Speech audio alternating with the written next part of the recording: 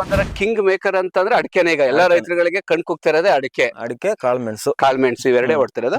Sir ಈಗ ನೀವ್ ಹೇಳ್ತಾ ಇದ್ರಿ 100 kg ಹಸಿ ಅಡಿಕೆನ ನಾವು ಸುಲ್ದ್ಬಿಟ್ಟು ಬೇಯಿಸಿದ್ರೆ ಎಷ್ಟ್ ಕೆಜಿ ಬರುತ್ತೆ? 14 kg ಅವರೇಜ್ ಬರುತ್ತೆ. ಅವರೇಜ್ ಬೇಯಿಸೋದು ಓಕೆನಾ? ಈಗ ಸಸಿ ತೋಟ ಆದ್ರೆ 12 kgನೂ ಬರುತ್ತೆ, 11 kgನೂ ಆಗುತ್ತೆ. ಈ ತರ ಹಳೆ ತೋಟಗಳಲ್ಲಿ 14ರಿಂದ 15 ಬರುತ್ತೆ.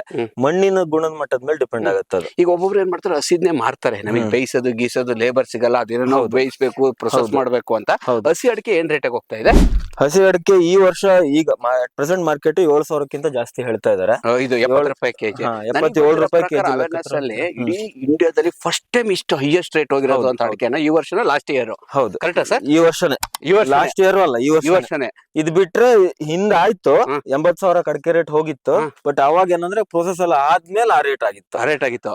ಇವಾಗ ಸ್ಟಾರ್ಟಿಂಗ್ ಅಲ್ಲೇ ಇವಾಗ ಒಂಥರ ಕಿಂಗ್ ಮೇಕರ್ ಅಂತಂದ್ರೆ ಅಡಿಕೆನೆ. ಈಗ ಎಲ್ಲಾ ರೈತರುಗಳಿಗೆ ಕಣ್ ಕುಗ್ತಾ ಇರೋದೇ ಅಡಿಕೆ ಕಾಳ್ಮೆಣಸು ಇವೆರಡೇ ಓಡ್ತಿರೋದು.